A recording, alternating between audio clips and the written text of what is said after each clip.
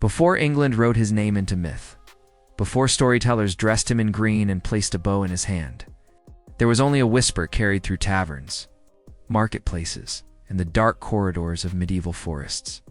A whisper about an outlaw who defied the sheriffs, humiliated the powerful, vanished into the greenwood before anyone could prove he had ever lived at all. The camera drifts through Sherwood at dawn. Cold light breaks through the branches like a tired memory. Mist rolls low across the forest floor, softening everything it touches, except the silence. Because the silence is heavy. It holds centuries of questions. Somewhere in this stillness, England tried to remember a man who may never have walked here. And yet, somehow, shaped its imagination more than kings, nobles, or armies ever did. A figure without a birth record, without a grave, without a face history, could confidently climb yet, whose absence became louder than presence. Who was he? A rebel? A criminal? A symbol? Or just a story told by people who needed someone to stand against a world that did not stand with them? The forest does not answer. It never has. The wind stirs the leaves as if turning a page. In that movement, the truth flickers. Robin Hood is not simply a legend. He is a mirror. A reflection of England's greatest tensions, inequality, its defiance, its longing for justice in a system that often denied it. The myth endures not because we can prove him. It endures because we recognize the world that created him. A world where law and justice were not the same. Where survival itself could be a crime. Where people dreamed of someone, anyone, might balance the scales as the camera rises above the canopy. The forest stretches endlessly vast, indifferent, ancient, a perfect birthplace for a story that refuses to die. And perhaps that is the real mystery. Not whether Robin Hood lived, but why a nation keeps resurrecting him. Fade to black. A single line appears. Robin Hood legend or reality. For more than 700 years, England has carried the name Robin Hood like a relic passed from medieval taverns to royal courts. From dusty manuscripts to Hollywood's polished myth-making. But when you peel away the green cloak, the longbow, and the comforting fantasy of a man who robbed the rich to defend the poor, something unsettling appears beneath it. The deeper you dig, the more the legend dissolves, till you confront a question far more disturbing than whether Robin Hood was real. You begin to wonder why the English needed him in the first place. The earliest stories do not show a noble outlaw, or a fallen nobleman betrayed by corrupt elites. They show something colder. In a fragment from the late 14th century, Robin Hood is mentioned not as a hero, but as a category and archetype of criminality, applied to fugitives who disappeared into England's forests. In the records of the Exchequer, the name appears almost casually, attached to men who failed to pay fines, broke feudal obligations, or fled justice. It was less a person and more a label, stamped on those the system no longer cared to understand. And here lies the first fracture in the myth. Robin Hood may not have been a single figure at all. He may have begun as a punishment, a way to strip identity from the poor and the powerless. The man you know from storybooks was fashioned later, carved from the frustrations of a society that had no voice. To understand why the legend grew, you must step back into 13th century England. It was a landscape of rising taxation, failing harvests, royal wars fought on the backs of peasants, and a justice system tilted so heavily toward landowners that ordinary people rarely won a case against the aristocracy. Sheriffs, far from being neutral officers of the crown, were known for corruption, extortion, and violent enforcement. They were hated deeply, collectively. So when the stories began to describe a lone outlaw defying a sheriff and humiliating him, audiences did not hear fantasy. They heard justice in a world that had denied them any. This is why the earliest ballads strike such a different tone from the image we celebrate today. They are sharp, slightly cruel, and preoccupied with the humiliation of authority. In A Jest of Robin Hood, one of the oldest surviving ballads, Robin is less a moral hero and more a figure of resistance, a man who punishes corrupt officials and forces the wealthy to behave with basic decency. There is no Marion, no Richard the Lionheart, no gentle woodland fellowship. Those embellishments come centuries later. In the beginning, The legend is angrier, hungrier, closer to a wound than a fairy tale. What makes Robin Hood compelling is not that he existed. It is that he needed to exist. England, fractured by inequality and controlled by a small elite, produced him the way oppressed societies often produce symbolic rebels, a composite figure, pieced together from the frustrations of a population that had no power to challenge the system directly. The myth did what real people could not. It fought back. So before we ask whether Robin Hood lived, we must first confront something more revealing. Was he ever meant to be a man, or was he always meant to be a mirror? If Robin Hood was not originally a man, but a label and accusation placed on those the law no longer intended to protect, then the next question becomes harder and more revealing. Why were there so many men for whom this name fit? The early medieval period in England is often romanticized, but beneath the surface lay a truth rarely spoken aloud. England was a society built on absent justice, absent mercy, and for the common people, absent hope. To be labeled an outlaw in medieval England was not merely to be a criminal, it was to be erased. The moment a man was declared outside the law, he ceased to exist as a legal person. Anyone could rob him, injure him, even kill him without consequence. His property could be seized, his family left destitute, his name never restored. Outlawry was not a sentence. It was a deletion. And outlawry was far more common than most imagine. Records from the reigns of Henry III and Edward I showed thousands of cases where men were outlawed for crimes as small as unpaid debts, missing a court date, or being accused often without proof of poaching the king's game. Poaching, in particular, reveals the brutality of the system. Forest law was designed not to protect the environment, but to preserve royal hunting grounds. It turned vast areas of England into forbidden zones where cutting wood, grazing livestock, or hunting food could be punished by mutilation or death. For the poor, survival itself was a crime. Is it any wonder that stories of outlaws who lived because the law failed them began to flourish? England produced Robin Hood because England produced the conditions that required him. Sherwood and Barnsdale, the two regions most frequently associated with the outlaw, were not the romantic green woods you imagine today. They were legal boundaries as much as physical ones. Places where fugitives fled because the forest, indifferent and vast, offered more mercy than the sheriffs who hunted them. In these woods, real men hid. Dispossessed farmers, runaway serfs, former soldiers who returned from war to find nothing left for them except debt and suspicion. These were not heroes. They were survivors. When ballads began to circulate about a man who outwitted sheriffs and punished corruption, the stories spread with the speed of hunger. They filled a void, a longing for justice, in a world where justice was rationed like a privilege. Robin Hood became the outlaw, who was not erased, the man the law could not delete. But here is the detail that shifts the entire narrative. The earliest references to Robin Hood do not locate him in one forest or one century. They appear scattered across England, applied to different men in different counties over nearly 200 years. The name is persistent, slippery, impossible to bind to one biography. A single man does not behave like that. A symbol does. Before Robin Hood became a legend, he was a reflection in identity adopted or imposed on those who stood outside the system. The stories that survive today are not evidence of a man who lived once, but of a problem that lived constantly in the end.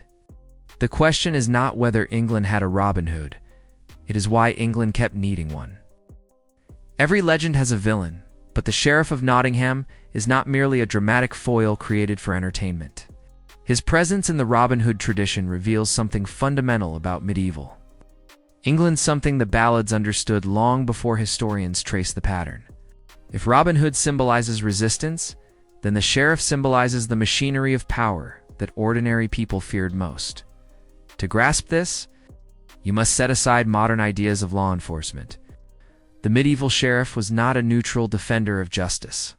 He was a tax collector, a military recruiter, a royal administrator, and a judge roles concentrated in one man whose authority was nearly absolute within his county. And unlike the distant king, the sheriff was unavoidable. He touched every life, every harvest, every dispute. His decisions could elevate or destroy families. Corruption was not an exception. It was expected. Complaints preserved in royal records describe sheriffs who seized livestock without cause, demanded bribes for basic legal protections, altered court rolls, or inflated taxes to enrich themselves. The poor had no realistic means of appeal. Even the wealthy occasionally found themselves cornered by sheriffs who controlled both the accusations and the penalties. In this world, the sheriff was not a symbol of justice. He was its gatekeeper and often its enemy. So when medieval ballads describe a sheriff humiliated by a clever outlaw, the audience did not experience the story as fantasy. They recognized a power they despised and a reversal they craved. The sheriff's defeat was not metaphorical. It was cathartic. Notably, the earliest stories do not fix the sheriff to Nottingham specifically. The sheriff appears as a type, not a person. The Nottingham association emerges later, likely because Nottinghamshire sat on the boundary of royal forests, making its sheriffs particularly notorious for enforcing forest law, a system that punished the poor with unusual cruelty. Forest law itself is the true antagonist of the legend. It criminalized survival. A man who hunted a deer to feed his family could lose a hand, an eye, or, in certain periods, his life.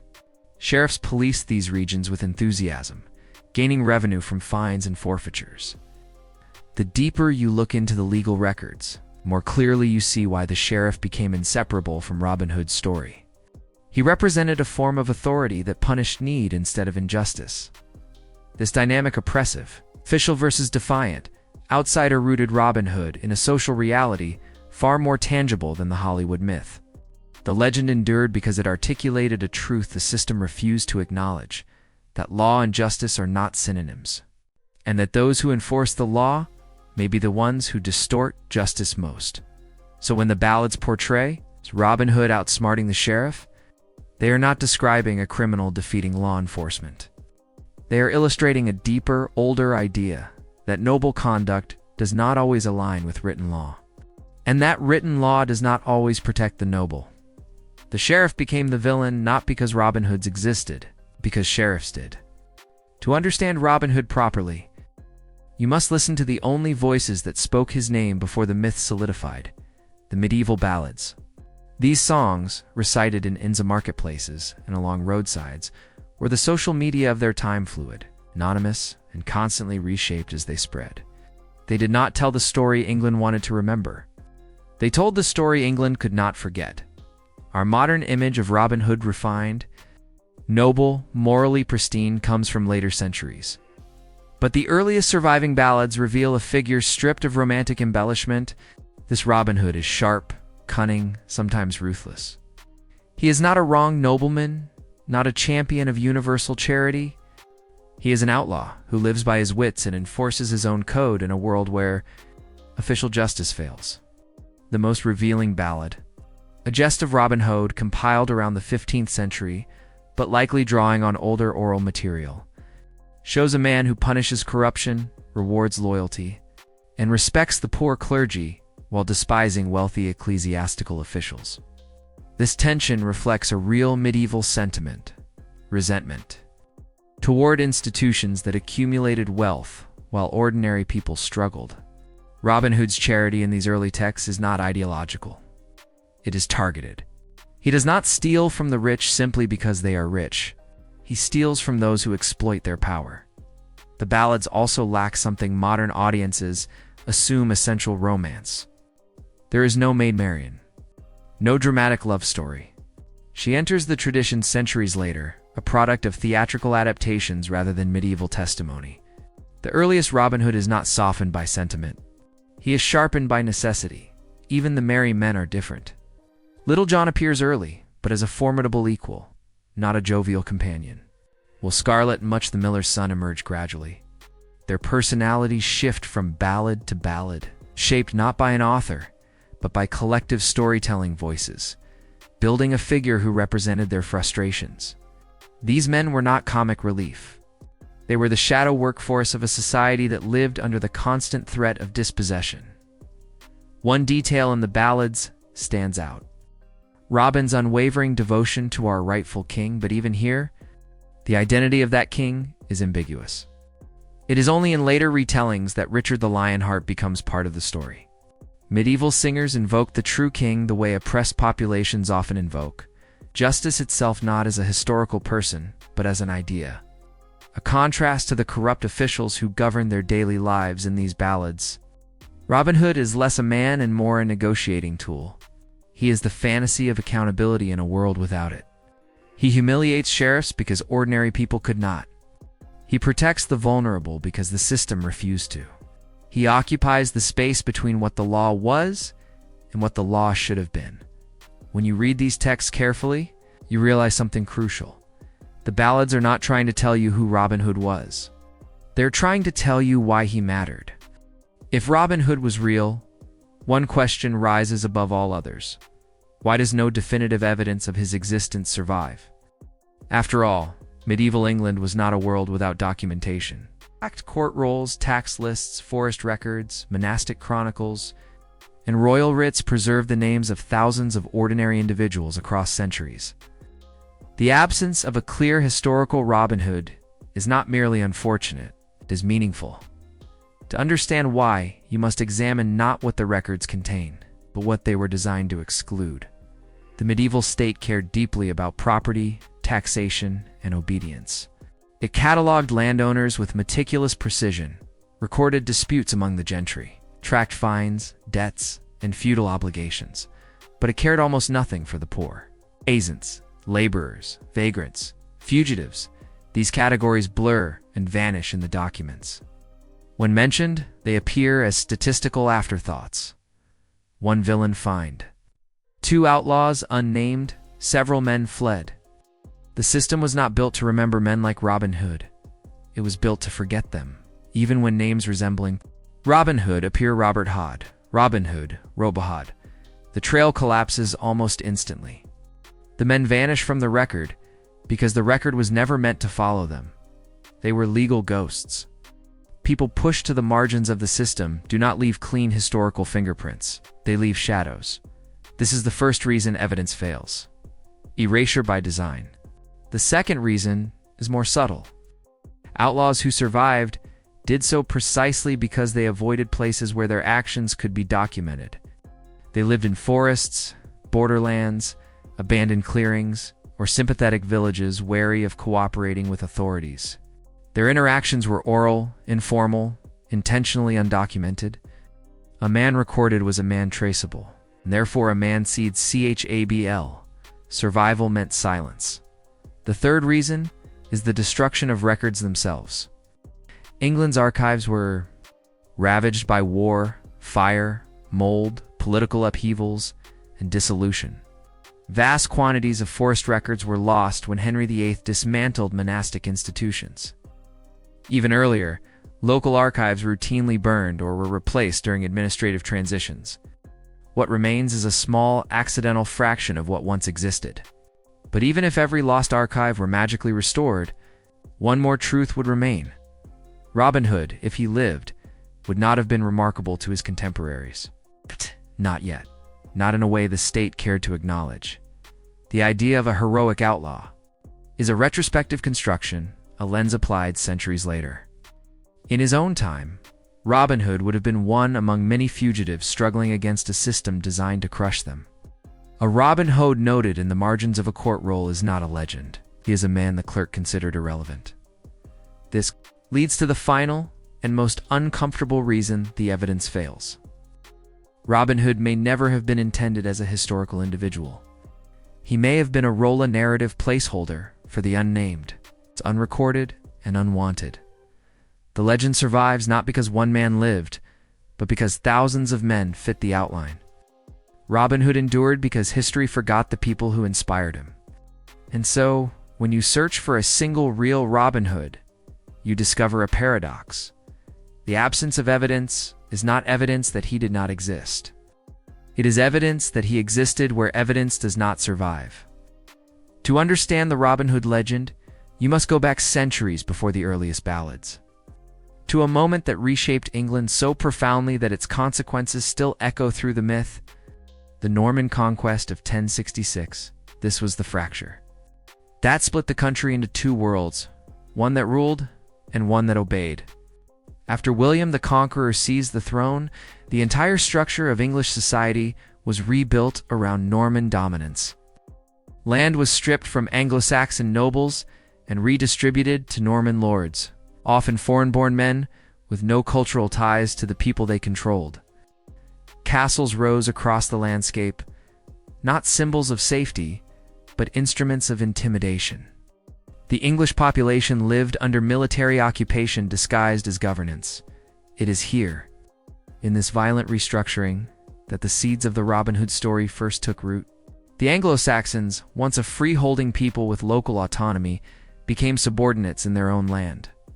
Forests were enclosed, hunting rights restricted, taxes increased. The old social contract dissolved, replaced by a top-down system where law existed to protect Norman interests. The resentment of the English smoldered quietly but continuously. For generations, they viewed the new ruling class as usurpers. Robin Hood's traditional enemy, the sheriff, is a Norman creation. Sheriffs were instruments of royal power, enforcing laws that disproportionately harmed the English lower classes. Their authority derived not from communal respect, but from conquest. This is why the sheriff becomes the natural antagonist in the legend. He represents the intrusion of Norman order into English life. But the most revealing detail is the legend's implied loyalty to a rightful king. Later storytellers would insert Richard the Lionheart into this role, but early ballads are far vaguer. The rightful king is not a person. It is a memory of a pre-Norman world where local justice felt accessible, where law was seen as something rooted in community rather than imposition. Robin Hood, then, is not simply an outlaw resisting corruption. He is the embodiment of a deeper nostalgia, an imagined Anglo-Saxon freedom lost under Norman rule. This explains the peculiar tone of many early ballads. They are not revolutionary. They are restorative. Robin Hood does not seek to overturn authority. He seeks to correct it, to realign power with moral legitimacy. His rebellion is not anarchy. It is a demand for a justice older than the system that betrayed it. Understanding this historical tension reveals why the legend endured for centuries. English society never fully reconciled the divide between Norman rulers and the native population. The aristocracy remained culturally French for generations. English became a low language, associated with peasants. Social mobility did not vanish, it calcified. Robin Hood survived because he articulated a contradiction England could not resolve: the longing for a justice rooted in community. In contrast to a legal system rooted in conquest, he is the outlaw who restores order, not destroys it. The rebel who enforces values the ruling class abandoned, the English memory that outlived the Norman state. The legend is not an escape from history. It is a commentary on a wound the conquest never healed. If you ask a modern audience to picture the Robin Hood story, they will imagine two figures, the outlaw in green and the king returning from crusade. But this pairing is a late invention, a romantic graft from centuries after the earliest ballads, shaped more by political necessity than historical truth. And yet, the introduction of King Richard I into the legend reveals something essential about how England sought to reinterpret its past. The earliest Robin Hood stories contain no reference to Richard the Lionheart. They speak only of a rightful king, a phrase so broad that it cannot be tied to a single ruler. This ambiguity is not accidental. It reflects a political reality for medieval audiences. The rightful king was not always the reigning king. When Richard I was retroactively placed into the story, England was undergoing a cultural shift. The Tudors, eager to consolidate national identity, encouraged narratives that emphasize loyalty to the crown while vilifying corrupt local officials. Richard, a monarch who spent almost none of his reign in England and drained the treasury to fund foreign wars, is transformed into a symbol of ideal kingship. He became the benevolent figurehead whose absence justified the nation's suffering and whose return promised restoration. But this interpretation says more about the storytellers than it does about Richard. I was not a champion of the English poor. He was barely a presence in England at all. He spoke French, not English, and treated the kingdom primarily as a source of revenue for crusading campaigns. So why place him in the legend? Because the story required a king who could represent legitimacy without challenging the narrative. A king who could validate Robin Hood's rebellion while remaining absent enough not to interfere. Richard, with his chivalric reputation and geographical distance, fit the role perfectly. He was a monarch England could mythologize without the burden of remembering his actual policies. His brother, John, became the counterpoint, the usurper, the tyrant, the symbol of administrative corruption. Yet even John's villainy is exaggerated through the lens of later propaganda. The real conflict during his reign was not the oppression of the poor, but the crown's struggle with baronial elites. Still, John's unpopularity made him the ideal foil, and the legend seized him accordingly. The insertion of these kings into the Robin Hood tradition reveals a deeper truth. The myth is not about monarchy. It is about legitimacy, who deserves power, and why. Robin Hood ultimately does not rebel against the king. He rebels on behalf of the king, or more accurately, on behalf of the idea of rightful authority. This narrative structure transforms Robin Hood from a criminal resisting the state into a moral auditor of the state.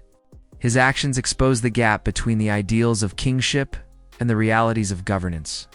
He becomes the conscience the monarchy lacks. But if the rightful king is merely an idea, and the corrupt sheriff is a reality, then Robin Hood's position between them becomes more symbolic than historical. He is the bridge between England as it was and England as it imagined itself to be. A king who never appears. A justice that never comes. A people who wait for both, and in that waiting, the legend grows. Legends rarely attach themselves to landscapes by accident. If Robin Hood had been placed in any forest, the myth might not have endured. But Sherwood and Barnesdale were not simply woods. They were borders, legal, economic, and psychological. They marked the edges of power, the thresholds where authority blurred and where the disenfranchised could briefly breathe. To medieval England, forest was not a wilderness. It was a jurisdiction. Forest law did not refer to trees. It referred to royal privilege. A forest was any area designated for the king's exclusive use, even if it contained farms, pastures, or settlements. Life inside these boundaries was governed by a separate legal system. One harsher and more punitive than the common law, Sherwood and Barnesdale were among the most notorious examples. Sherwood stretched across Nottinghamshire, a patchwork of royal reserves, villages, meadows, and wooded glades. Barnesdale lay across the Great North Road, a strategic corridor funneling trade, merchants, and officials between London and the northern shires. Anyone who controlled these spaces could disrupt commerce, ambush convoys, hide fugitives, or evade tax collectors. They were the ideal terrain for resistance. But more importantly, they were places where the limits of power were visible. Sheriffs could not patrol every glen. Royal foresters could not watch every clearing. Peasants whose lives were often defined by control encountered here a rare sense of unpredictability. The forest could hide danger, yes, but it could also hide possibility. It represented a world where the normal hierarchy faltered, where the reach of the law thinned, and where an outlaw might carve out a fragile autonomy. This is why the earliest references to Robin Hood cluster around these regions. Sherwood and Barnesdale were not chosen for their beauty. They were chosen because they symbolized the boundary between survival and suppression. But the geography reveals something deeper. Robin Hood's story is not a national legend. It is a regional one. Its roots are distinctly northern, shaped by the tensions, grievances, and identities of communities often overshadowed by the political center in London. In the north, resentment toward royal officers ran particularly high. Sheriffs, reeves, and foresters were seen as distant enforcers of southern authority, extracting resources but offering nothing in return. The Robin Hood legend is, in many ways, a northern critique of southern rule. The forest ballads also reflect a community-centered moral structure. Robin Hood punishes corrupt elites and protects humble clerics, yeomen, or travelers. These stories affirm a local code of fairness, often absent in official courts. They offer an alternate model of justice, one rooted not in royal charters, but in communal expectations. Yet the forests also remind us of something sobering. There was no romantic freedom here.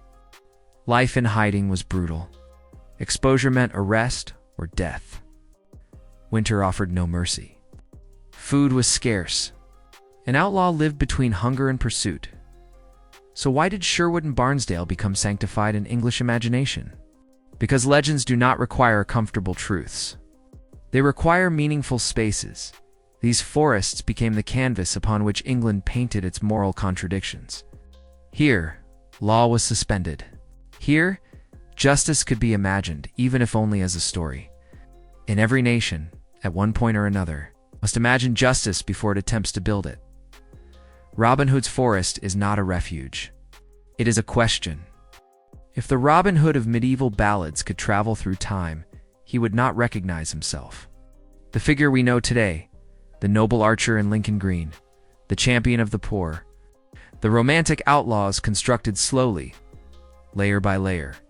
As each era reshaped the legend to reflect its own anxieties and aspirations, this constant reinvention is not a flaw. It is the reason the myth survived. In the 16th century, the earliest printed compilations softened Robin Hood's brutality and emphasized his piety. England, emerging from the turbulence of the Reformation, needed figures who affirmed social order while gently critiquing corruption. Robin Hood became a defender of true religion against greedy officials. In the 17th and 18th centuries, ballads and chapbooks molded him into a symbol of rural nostalgia. As enclosure acts privatized common lands and transformed the countryside, Robin Hood became the face of a vanishing world, a world where community mattered more than capital, and where authority could be held accountable by ordinary people. By the 19th century, the Victorians completed the transformation. They despised the raw violence of medieval outlaws and preferred sanitized heroism. They turned Robin into a wronged nobleman. A Saxon freedom fighter, resisting Norman oppression, a gentleman thief whose morality aligned neatly with Victorian values. Maid Marian was added not from medieval tradition, but from courtly romance. His story became less about justice and more about virtue. Then came the 20th century, when cinema globalized the myth. Hollywood polished Robin Hood into a flawless rebel, charismatic, athletic, gallant. The modern image of green clothing, perfect archery, and noble rebellion owes more to Errol Flynn than to any medieval source. Films simplified the legend, but in doing so, it made Robin Hood universally accessible. Yet each reinvention reveals something about the people who performed it. Medieval England saw Robin Hood as an arbiter of fairness. Early modern England saw him as a symbol of rustic community. Victorian England saw him as a noble ideal. Modern audiences see him as an action hero. The legend is not static. It is reactive. It adjusts to the failures of each era's institutions. When the poor are invisible, Robin Hood appears as their advocate. When authority grows distant or corrupt, he returns as a moral counterweight. When society becomes disillusioned with power, Robin Hood emerges to expose its contradictions. This adaptability raises a deeper question. If a legend keeps changing, is it still describing a person, or is it describing a recurring cultural need? Robin Hood persists, not because historians can trace his lineage, but because English society continually reconstructs him to fill its moral vacuum. He walks into every era wearing a new face, a new purpose, a new grievance. The myth endures because the problem endures. Robin Hood is not a historical figure. He is a diagnostic tool. After 9 parts of investigation, the question that began this journey still hangs in the air. Was Robin Hood real? And yet, somewhere along the way, the question lost its sharpness. Not because it was answered, but because it was replaced by another.